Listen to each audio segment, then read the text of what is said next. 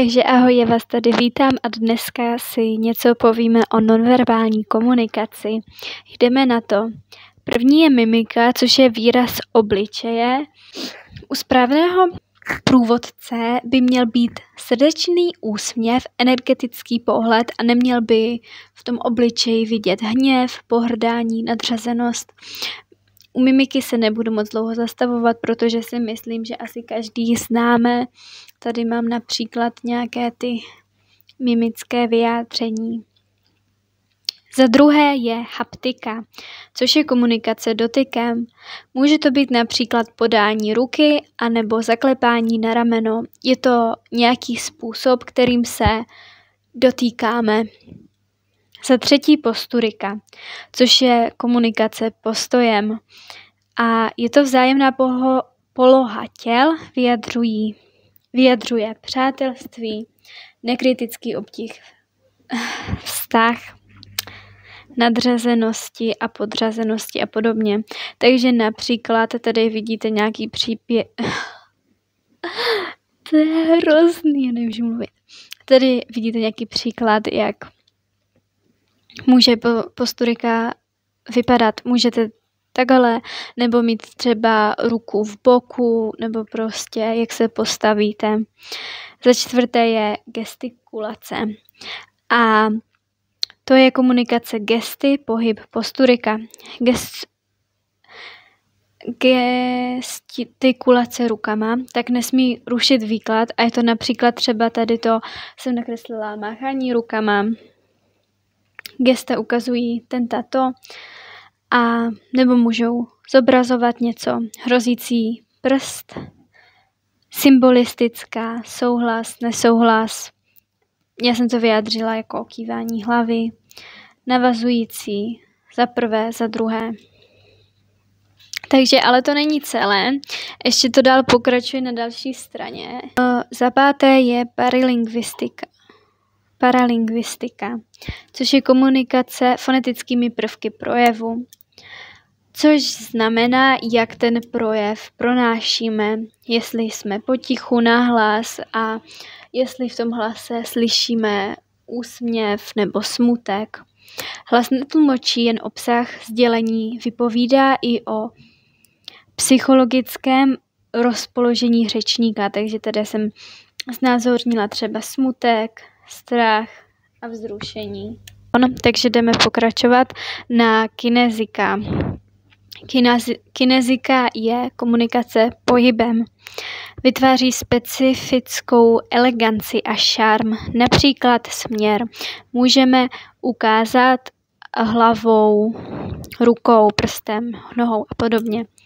Jako příklad jsem uvedla člověka, který má výklad a rukou ukazuje na hrad a u toho říká, tady můžete vidět hrad a i obličejem nebo hlavou tak jakoby se nakloní a prstem ukáže, tak to je ta kinezika.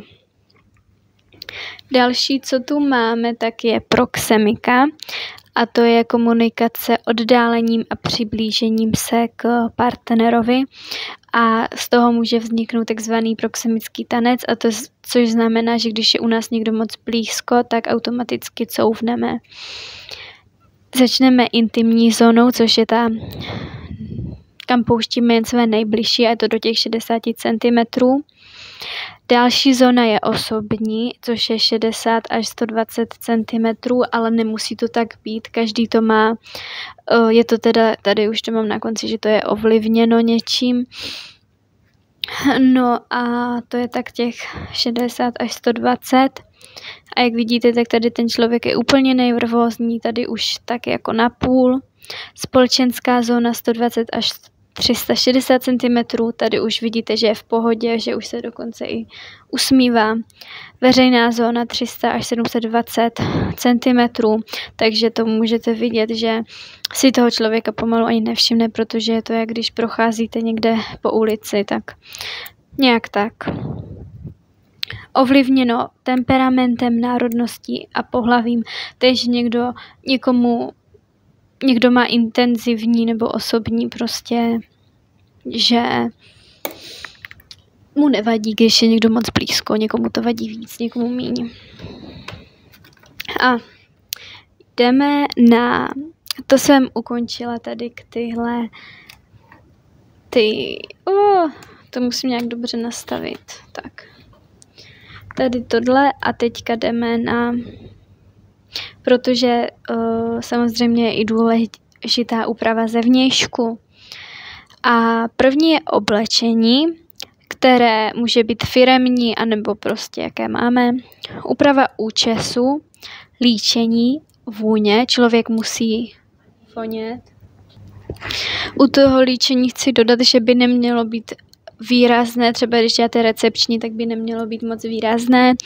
Vůně, ten člověk nebo respektive průvodce by měl vonět, tady jsem chtěla smítko, ale je to tam nakreslený.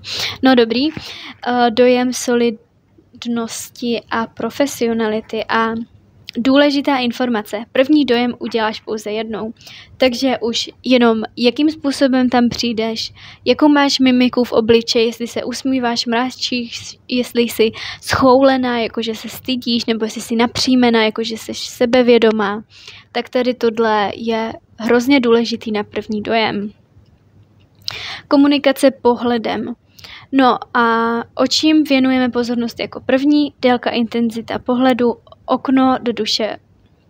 Já jsem to zase popletla. Oko do duše, okno. Takže důležitý je oční kontakt a hlavně je důležité, když se s někým bavíte, tak celou dobu s ním mít oční kontakt. Neměli byste nějak uhýbat, nebo jako samozřejmě občas jako uhnete pohledem, ale neměli byste být úplně jako koukat někam jinam. A většinou ten člověk, který lže, se kouká dolů a nenavazuje oční kontakt, takže to je taky důležité. Čauky. No takže to je všechno k dnešnímu videu a doufám, že vám to pomohlo, že jsi něco dozvěděla a ahoj.